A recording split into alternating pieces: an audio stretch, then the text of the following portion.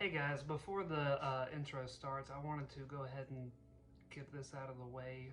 It's unfortunate that today we learned the passing of Robbie Coltrane, the actor who played Hagrid in the Harry Potter series. And I think I speak for, the most all, not only Harry Potter fans, the community, but, the world at large feels a tremendous loss today, and I just wanted to express my sorrow. Before we get into this video, it was very sad to learn of his passing today. He was a phenomenal portrayal of the Hagrid that we all grew up and read, before the movies came out, with picture perfect casting. I believe handpicked by J.K. Rowling herself, obviously casted under the Christopher Columbus, era of the Harry Potter films, and he will, as in that documentary that he was in last year, he will live the test of time. Living here, it's 10 years of my life, and my children have grown up during it, of course. That is Robbie Coltrane, finest gamekeeper in Hogwarts, last day on Harry Potter.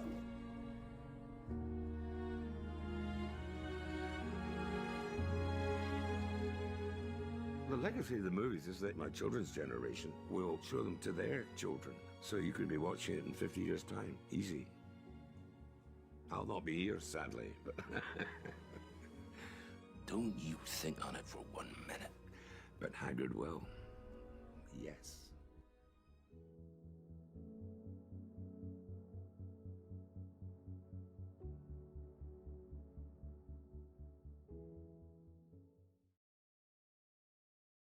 Hey guys, and welcome to the Mr. Wells channel. Thank you so much for clicking and checking out today's video, in which we will be reviewing Harry Potter and the Order of the Phoenix, the illustrated edition.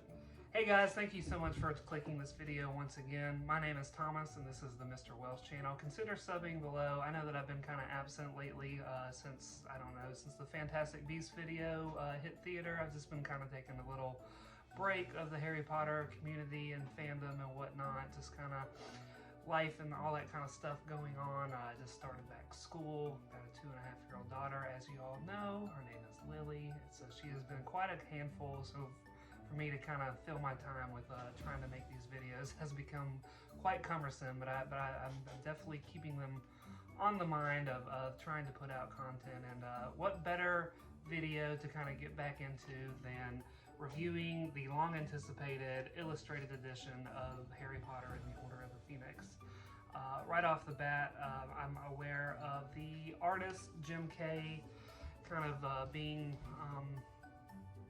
very open and forward with his struggles with mental health and his decision to step back from finishing out the series with books 6 and 7. So I first wanted to pay my tribute and respect to him for what a wonderful job that he has done, and the time that he has committed to these projects.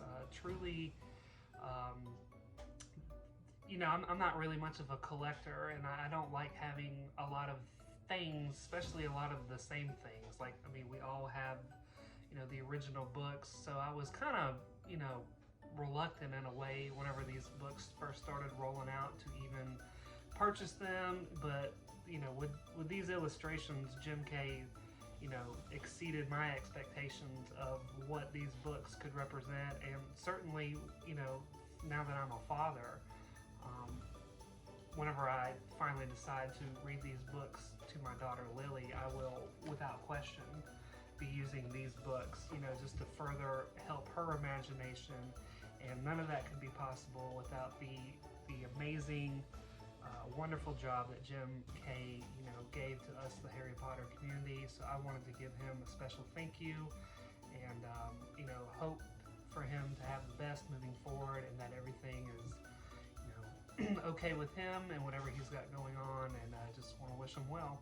And special thank you and shout out to Neil Packer for, in a way, this is a big book. This is the biggest book in the series, so it was already kind of like stretch, it was a stretch for one person to have to tackle all this. So for Jim Kay and for the folks at Bloomsbury to kind of recognize, you know, the work that it would take to go in there to make a high quality product. I would like to tip my hat to him as well for stepping up, and again for Bloomsbury for allowing Jim Kay and Neil Packer the time to put together, you know, this wonderful book that we will now get into. All right, guys, we're going to dive right into it. I'm not going to stick on every single page. It is rather a large book, so I will give my comments, you know, as we flip through. Again, I guess starting off, my biggest criticism of the last book, Goblet of Fire, is, and obviously with the books getting a little bit bigger, is that the you know, each page is not going to be filled out in detail, which I understand that. But there was a certain, you know, method that I didn't really like of the Goblet of Fire, in which each beginning chapter title in the Goblet of Fire was like the exact same for maybe the first, you know, 1 through 15 chapters. They were all this kind of black and white, same stylistic choice. So I really appreciated that. As far as I could tell, I've only flipped through this book once, that, you know, at least the chapter title, you know, beginning is different, is its own unique thing. So I really do appreciate that. So we start in the beginning with Harry listening under the window, under the hydrangea bush. Really good depiction of Harry. I really hope that the next person that illustrates 6 and 7, you know, kind of takes the same consideration of the face and features of Harry, because I think Jim Kay captured him very well.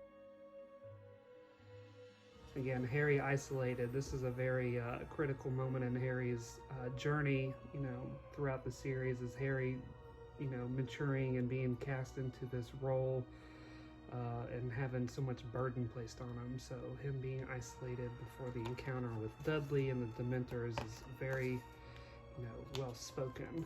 And then, of course, there is the Dementor attack with Harry, you know, stressing out, trying to fend him off from his cousin. We've seen similar shots of this in Prisoner of Azkaban's portrait, with the stag coming in, Patronus, good Dementor detail in the back, and Dudley cowering in the side. Mrs. Fig, what a legend that is, Mrs. Fig. She looks really cool. This is just about what I would imagine her in my imagination, you know, prior to the movies. It's just about what I would expect. And there's the 2 Dementors flying away.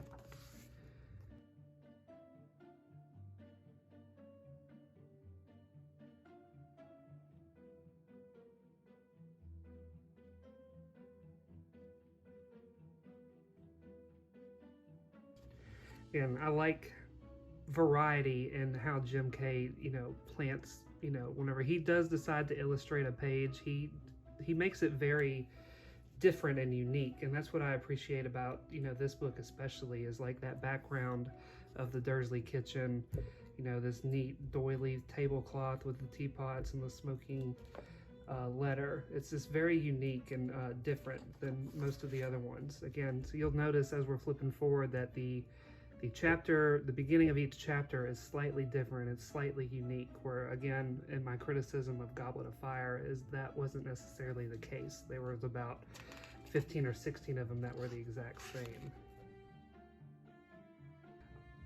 Tonks in this portrayal is probably my favorite that I've seen of her. I'll be the first to admit that Tonks is not my favorite character in the book series. However, I had to drink my water, excuse me. However, I do appreciate her character and the way she pops in, how she's like a young, spunky, you know, eager to help kind of person, but I'm not a huge fan of hers, you know, with what transpires afterwards, you know, down the road with Lupin. And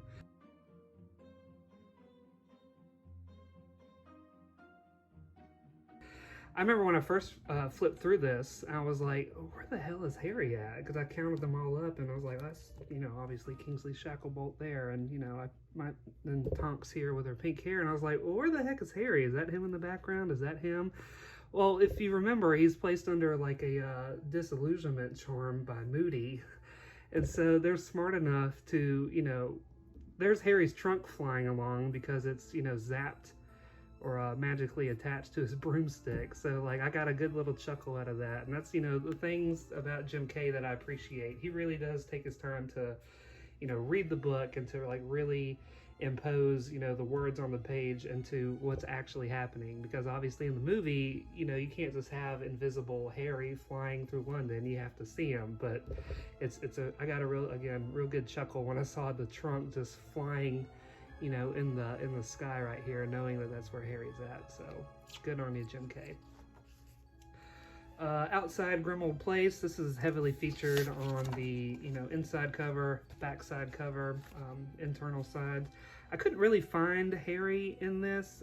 I think this is Lupin way over here in the corner, and I think Lupin might be explaining to him, you know, how to gain passage into Grimmauld Place. You know, read the note that Dumbledore had wrote. But I tried looking for him, and I couldn't really find him. That's Moody, I'm assuming. But anyways, I'm going to keep on going because, again, this is a long book, so we're just going to try to go. Again, different, you know, chapter cover, chapter beginning, and I love, one of my favorite, you know, this is one of my favorite books, probably my top 2 or top 3. I love the times that we are at Grimmauld Place. I love how dank and dingy and dirty.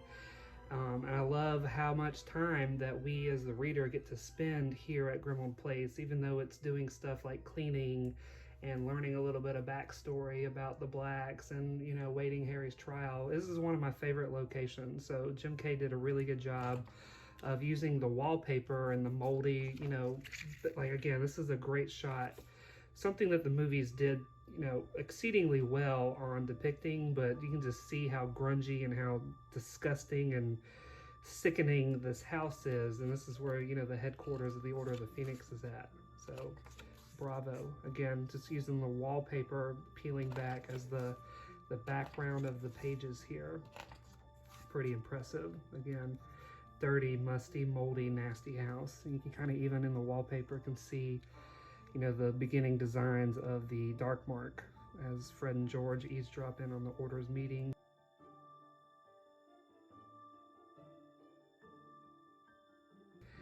There is Mundungus Fletcher. Now, you know, to each its own. That's not exactly what I would describe or, you know, in my mind look at him as. I kind of have grown to the movie version of Mundungus Fletcher, but he's suitable. He does look like a shady, cheeky fellow, you know, that would double cross you. So, you know, good on you. Again, it's in the kitchen of the Black dwelling house.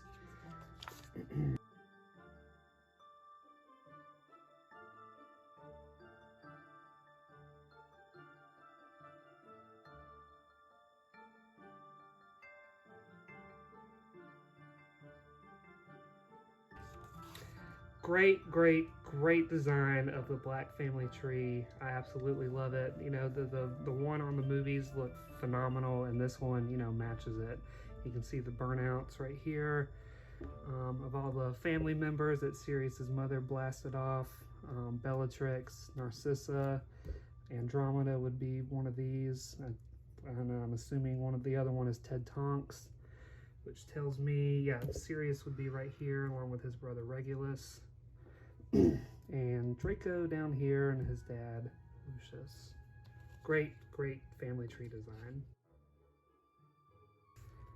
Interesting depiction of Sirius. You know, me, probably like you guys, my mind is gone used to, you know, Gary Oldman as Sirius Black, but I do appreciate and I do like Sirius's depiction here.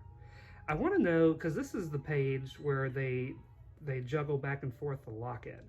You know, a heavy locket that none of them could open, a number, yeah, blah blah blah. So here's the locket. I can't tell because it doesn't have the ornate S on it as it's described. I can't tell if that's the locket that he's holding, but I tried scanning the page looking for it and I couldn't see it. So unless, you know, that's it, y'all comment down below and let me know if y'all think that Sirius is holding the locket that will come into play in further books. One of my favorite pages, I'm not going to spend too much time here, but I am a little bit. There is so many different Easter eggs and so many different things that you can pick out. You know, the clear as day one, the first one that caught my eye was the Deathly Hollow symbol here. The rain cloud that's, you know, over Harry. I looked up this word, and it's obviously Latin, and I think it means, you know, that dreadful, when you wake up in the morning and you can't go back to sleep kind of feeling where you're carrying dread.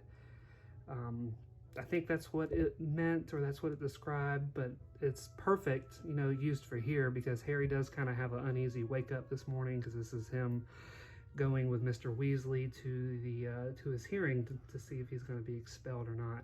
But again, I'm not going to go through every single one of these little Easter eggs. You can see Weird Sister spelled out here. I'm pretty sure, I would like to assume that this is foreshadowing for Harry having dreams or visions about the Department of Mysteries, the door. This kind of looks like a graffiti version of Harry. There's a little squiggle mark up here that could be a scar. Seems to be wearing glasses, and he's looking at a door with someone, you know, trying to go inside the door. So I would like to assume that that's a foreshadowing. There's a little bitty house elf here, which in the books obviously doesn't show up, but pretty cool here. 3 witches chilling out. But again, there's plenty to dive into on this page. This is probably one of my top 4 favorite pages that Jim McKay did.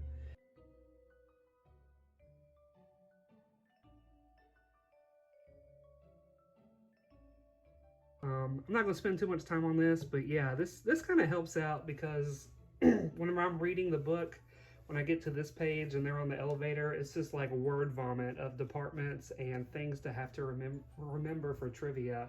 So this page will definitely help, you know, going forward whenever I'm trying to remember, you know, stuff for trivia purposes. It gives each level spelled out and how it's placed, the atrium. That's what always threw me off, is the atrium basically being on the 8th floor. And then you still, you know, you got floors up here, and then you still got 1 or 2 more down below where the Department of Mysteries is at. So this map really helps me, or will help me in the future, just trying to like put all these levels into perspective.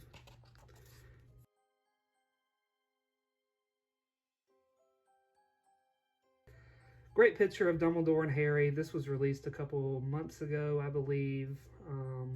I love Dumbledore's depiction of this. He looks a lot less whimsical than kind of how in my mind. A little bit more like kind of father time, elderly, gentlemanly like than what I imagine in my brain. But just, you know, quite still a presence, a fierce, astounding, you know, quizzical guy to kind of admire and look up to. And you can see the unease in Harry's, you know, face as he's kind of slumping over in this chair at his court hearing. Again, more, this is a neat little Easter egg. This kind of explains how Thestrals can be seen. There's a wizard that's watching a man die, and then in the next frame there's a Thestral that appears. So, neat little Easter egg. Jim Kay is really great about kind of adding those little nuggets in.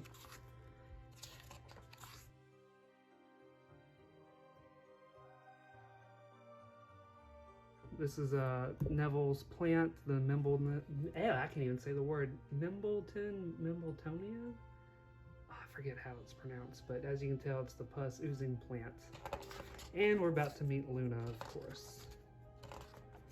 There they are, Luna Lovegood and Mr. Neville pull the sword and kill the Snake Longbottom.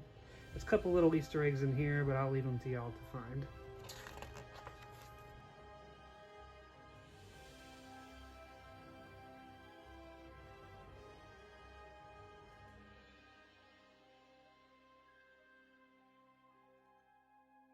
Ginger Newts, that's the infamous, I should say, Have a Biscuit Potter, you know, with McGonagall. So Jim Kay paid tribute to that right there. And here we go with the pink and the kitty cats and the Umbridge. Now I'll go ahead and say my criticism of this book is, I've already flipped through it all. I believe this is the only depiction we get of Umbridge in the whole book. With her being such a presence in this book and, you know, very, you know, kind of critical to the story, I did feel kind of disappointed that we didn't get more of her portrayed throughout, you know, the books. But it is what it is. You know, that's, you know, the creative team's decision to do. I just kind of, you know, I guess I'm critical about it. This is, however, the less a very fantastic and interesting portrayal of Umbridge. Quite a bit more, let's just be honest, uglier than the actress Anila Staunton. You know, obviously, you know, she's a very beautiful lady. I cannot wait to see her playing Queen Elizabeth in The Crown. I really like the attention to detail here, where there's a lipstick kind of smudged on her tooth here, and very interesting and creative choice with the cake and how the icing, you know, the knife's in her hand and the icing inside is red and kind of oozing on the floor. So it kind of, you know, the essence of the book character is very much captured in here, just a lot more uglier, which, you know, I guess suits Umbridge. But yeah, that's her. And I believe, like I said, I think this is the only portrayal or imagination of her in these books. So we'll look forward to seeing her, hopefully, in Deathly Hallows when that time comes.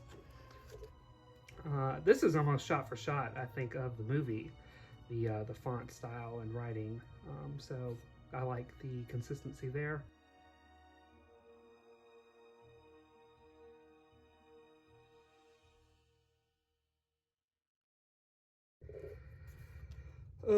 Percy's owl. Why can't I think of his name? I don't want to go to post and say it. Hermes. Hermes. Almost lost it. Owl post. Oh yeah, that's about this. I like this picture. This is so funny. Harry's face in this is priceless. I think this is probably when he's thinking to himself, the weather.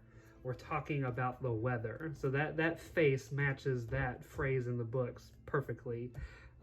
Cho, you know, smiling off at him, kind of being, ooh, Harry, I'm over Cedric, but not really. Let's snog.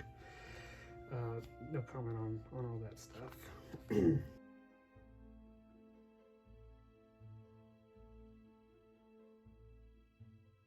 Side shot of, oh, that was an inside shot. So there's Aberforth. Great shot of him. Looks very, you know, very similar and very close to the actor that played him in the movies. I believe this is the Veiled Witch, who, if I'm not mistaken, Mundungus is under that. So good on Jim Kay for including that in there. This is the wizard that had robes around his face, and I think that was the informant for Umbridge. Wilty Wilkerson, something like that. I think that's his name. And a cool little shout out for a dog playing poker. I think that's kind of like one of those classic, you know, portrayals that you see. So I think Jim Kay just wanted to be cute here and have a dog sit down at a table and play poker. So cool little Easter egg there. Again, just simple things for the background is what really makes this book stand out. The cup rings for being on a dirty table, the paint peeling on the side. It's as long as, you know, you can, I understand that the book's so dense and so thick, but if you can do stuff like this, you know, every so often with the pages, you don't have to, you know, go to town with having to have, you know, things like this every single page, but just stuff like this, you know, satisfies my, you know, it makes me feel good about spending, you know, $40, $35, whatever it was for this book, if you can, you know, throw in things like this every now and then. Again, it's just it's a simple picture. It's very simple, but it's very unique in itself, and I love it. I love how unique and simple it is. It's very nice. Very nicely done. Again, same thing. These two gargoyles, I believe this is outside of the what am I trying to say? Not conference room. Teacher's study hall. Teacher's, I don't know. This is where Harry's delivering the hurt Hedwig to Professor Grubbly Plank. And these are the two gargoyles that are right outside, and they look fantastic. I think one of them calls Harry Sonny Jim. Excellent drawing of the Weasleys skiving snack boxes. I love how retro and old school it looks with the that highlighter yellow color. I believe this is, let me go back, this has got to be the door to the room of requirement. And other than the cover itself, and I think it's reused again, we don't really see the Room of Requirement that too often. I think this is Harry having a dream, and it's kind of ink blotchy. I'm not sure, but regardless, it's still, you know, an interesting, you know, and simple use of the background. Yeah, Hermione's coins that she transfigures or uses the the protein charm to match, you know, Harry's master coin with these. And at first I was looking at the front of the coin, I was like, where are the initials, where are the indentions? But it's actually, you can see here on the side, 2310. I like how they use military time here. It's 2000, which is, you know, for you that are uninitiated, means 8 o'clock at night. So it's even on here too, if you can just barely see it, it's written on the side. So that'd be October 23rd at 8 o'clock, which I'm 99% sure that that is correct, what time they meet, 8 o'clock.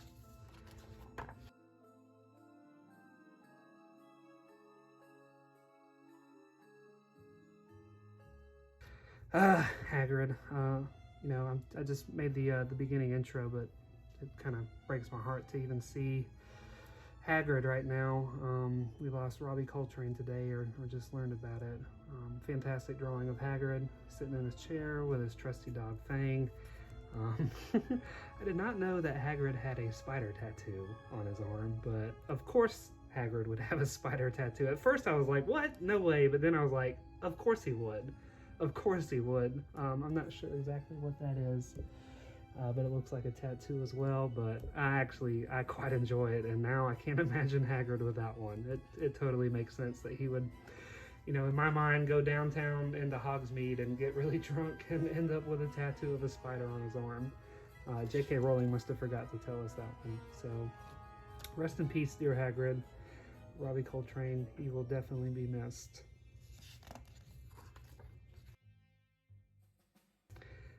Jim Cade throws in these every now and then for his books. I think he did one for Mandrakes, one for Trolls, one for Grindylows, and so now we got another one of Giants. It's kind of like an anatomy breakdown poster. I wish I could take this out and put it on the wall.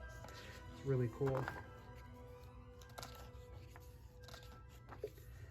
I think this is Ron yelling out the window to get snowballs to be stopped throwing at him. It's pretty interesting. Again, a very, you know, well thought out and very well detailed picture to be the next chapter opening. Another shot of Hagrid with the rack. What was that, like a cow or a lamb shank on his shoulder? This is for the Thestral scene with the class. Yep, there they are. That? Oh yeah, Dobby dressing up the Room of Requirement for having a very hairy Christmas. Harry's dream into Mr. Weasley's attack. Very creepy, very well, you know, done of the snake and of Mr. Weasley. I like how a lot of the darker, this happened in Chamber of Secrets when we were in the Chamber of Secrets, that the page is all black and the fonts kind of flip-flop. So I hope that they use that similar style going forward, you know, whenever the darker elements of the stories is taking place. There it is.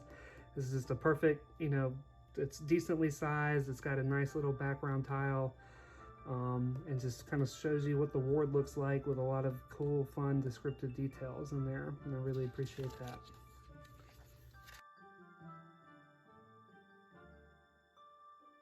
This is where Creature sleeps. I was scanning this very hard, looking for the locket, maybe like tucked underneath a pillow or blanket, because at this point of the story, you would have to assume that Creature stole back the locket that they were handling, you know, way earlier in the beginning of the story. So I would have thought it would have been a nice little detail to kind of hide it somewhere in here, and I looked for it and I couldn't find it, but you guys let me know if you can see it in Creature's little bungalow underneath the boiler room here. Speaking of Creature, there he is right there. Very, you know, menacing and decrepit looking. A lot, you know, less sweet looking than Dobby, that's for sure. Very menacing looking. Ugh.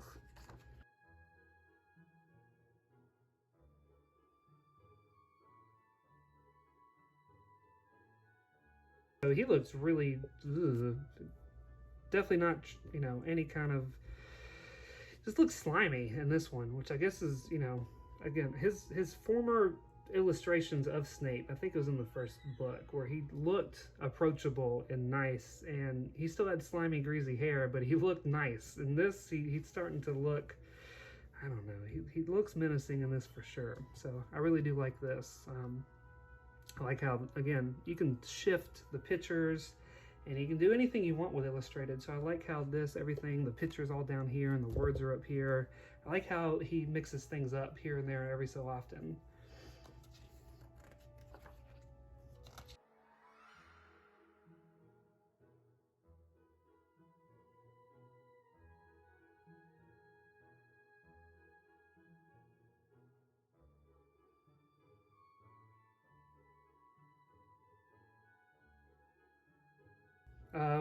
This is one of the first pictures that they released, you know, on the path of creating this book. So I really do admire it. Again, it's very unique.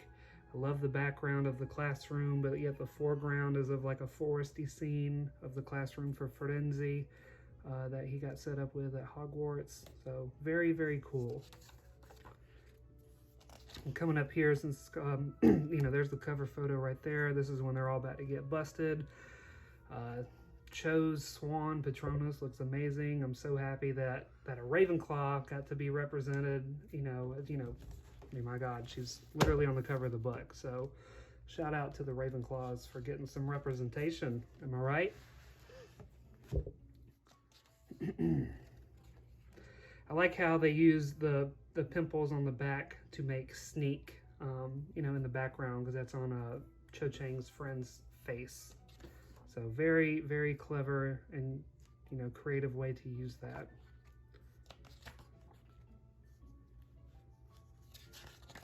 I wish they would have showed Dumbledore busting out of here, but they didn't, and that's fine. One of my favorite, I think my most favorite illustration of this book is coming up. Get a little touch of the Weasley fireworks in the background.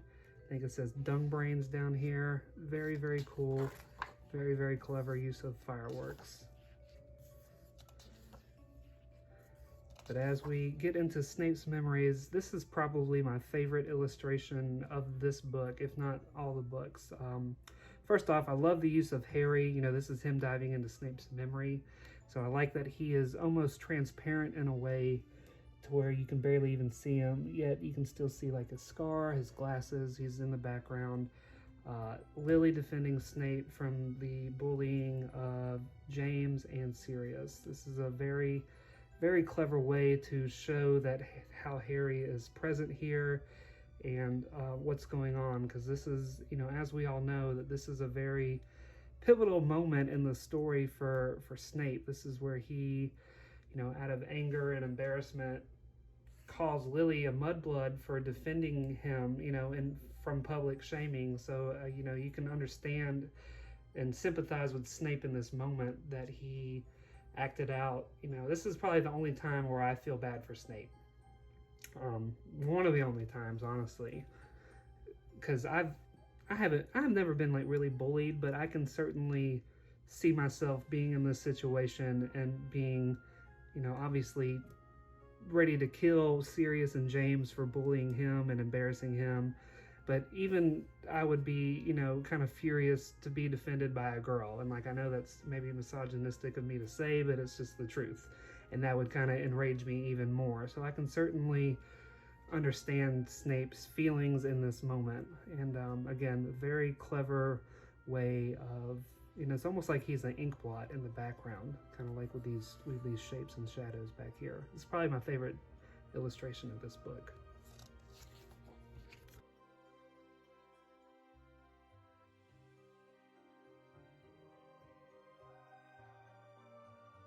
The Weasleys busting out of here. One of my favorite scenes in the books. I wish we had Peeves in the movies. I don't know who was responsible for that decision, but shame on them.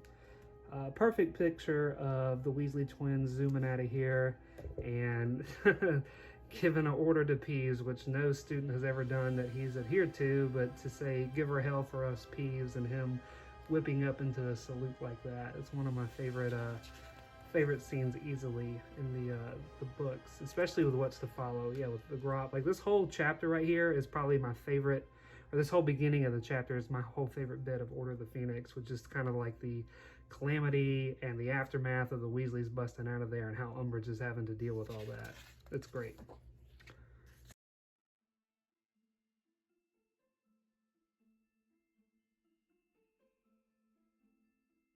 I love this picture here. This is the, I think it's a beech tree that's referenced quite a bit. Harry actually reminisces about this scene due to the Snape flashback that he had a couple chapters ago. I think he comments on Ron wisping his hair back. It kind of reminded him of his dad. Giant squid again. Just a fun background picture to look at as you're reading. It's not just a plain white page. It's very interesting to look at for the eyes. Same thing here, Hogwarts.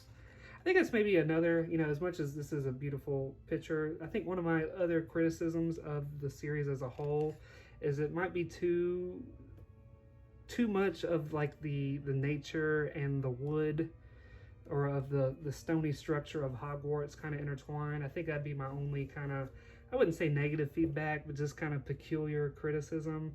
Like I think in Sorcerer's Stone, like the Great Hall is like held up by a bunch of trees.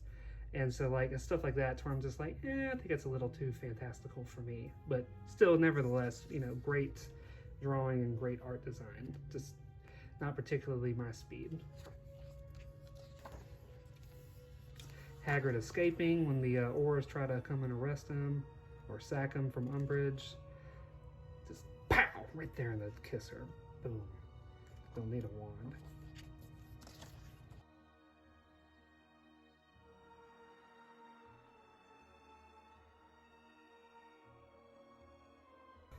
Again, Umbridge, I would have thought would have at least been here, but when I flipped through here the first time and I did not see Umbridge here, I kind of got a little slightly disappointed. You can see this has to be her broken wand that Harry's reaching for, but Umbridge at this point has already been taken away by the centaurs, and now they're getting rescued by Grop. So Umbridge is now out of the picture, except for a tiny scene of her at the hospital wing, which I don't believe we see in this book. So a little disappointed that we didn't get more Umbridge. You know, as much as we all hate her, it'd be nice to kind of see more depictions of her. More Thestrals. Fantastic landscape shot of flying over London. I'm sure Ron and Hermione and Neville, well, not Neville, Neville's seen that. I'm sure they're freaking out. I mean, regardless, even if you've seen a Thestral or not, I'd be freaking out. But great shot. I love the skyline, the roads, the lights. That's at nighttime. Perfect depiction of the scene in the book and the movie, honestly.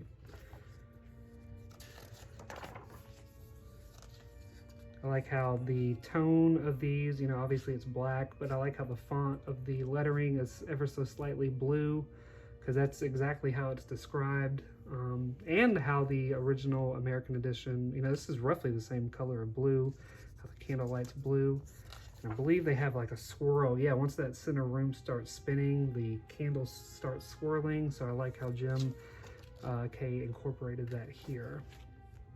That's got to be Ginny looking at the, whatever the time spell was for this hummingbird egg kind of replaying itself in the, yeah, the clock room. Hall of Prophecy. This is almost out of the movie. I mean, you could argue this is just almost shot for shot for the movie. Death Eater's coming out. Bellatrix, fantastic. Ew, this just looks like a psychopath. Great shot. This is, I'm so glad that this is incorporated into these. This is the where the, I think the time machine. Are you telling me that you built a time machine out of a DeLorean? Fell back onto this Death Eater's head, and it like started morphing his head into a baby. So I'm really quite pleased that that is included in here, and I think we see him one more time in a couple more pages. I hate that he's like right there in the middle, so you can't really, because of the crease of the book, you can't really see it that well, but I'm glad that it's there. I wish it would have been in the movies. And we're coming to the unfortunate bit. Yeah, there's the veil. Again, fantastic background. I love the coloring. I love how dark it is. Now we're in kind of a more greener type of font. Bellatrix, either casting or blocking a spell. And I'm really glad, you know, as much as I hate it, you know, I think it's Babyface Magoo right there. He's kind of screaming and his face is all a little morphed. Interesting design choice for the Death Eater mask. I like the movie versions. This is a little too devilly Japanese, whatever they call those Japanese masks kind of thing. I like how uniformed they are in the movie, but you know, to each his own. I appreciate, you know, unfortunately this is Sirius getting blasted. I'm glad that it's not a green spell as it was in the movie. We all know the gripes of that, so I'm not really going to comment on it. So I'm just glad that, you know, Jim Kay once again, you know, knows these books and he's studied them enough to know what color means what, you know, when it comes to spell work. David Yates, talking to you, buddy.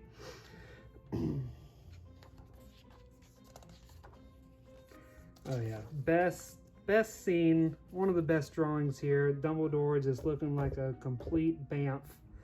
Y'all know what that means. If you don't, ask your parents. Voldemort just, hopefully, you know, you wish he could have taken some more L's here. I think he's got a shield up, but Dumbledore is just, you know, coming at him hard. And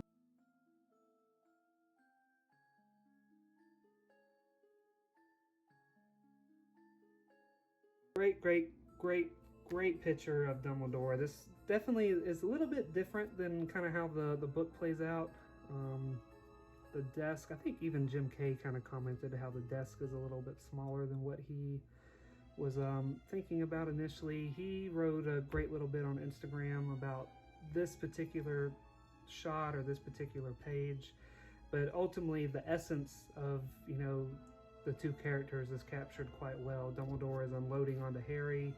Harry's obviously feeling, you know, regret and, you know, a sense of it's my fault for Sirius dying. And now Dumbledore, I'm assuming at this point, is already like, oh yeah, by the way, prophecy made, you got to kill Voldemort or Voldemort's going to kill you.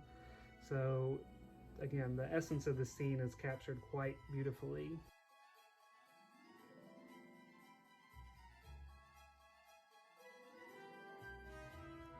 Again, should have had Umbridge in here. Just at least laying on the hospital wing somewhere. Fantastic shot of Hogwarts. I love it, I love it, I love it. Again, this kind of calls back to Harry being on the swing set in the beginning. Just complete isolation, complete sorrow, and a lot of weight of responsibility and loss on his shoulder. Jim Kay does a phenomenal job of capturing that essence yet again with Harry. I love it.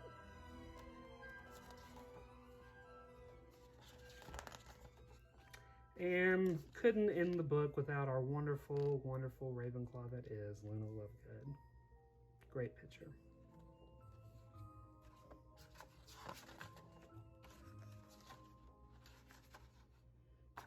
So yeah, here's where I realized Neil Packer has been contributed, so that's where I was like, oh, NP, got it. And so like the beginning of this has Grimmauld Place not present in the picture, but on the last page it has Grimmauld Place right here. So very cool, and just like at the Wizarding World Studios and Universal, you can catch a glimpse of Creature in the window. So once again, an excellent touch by the creative team of Harry Potter and the Order of the Phoenix.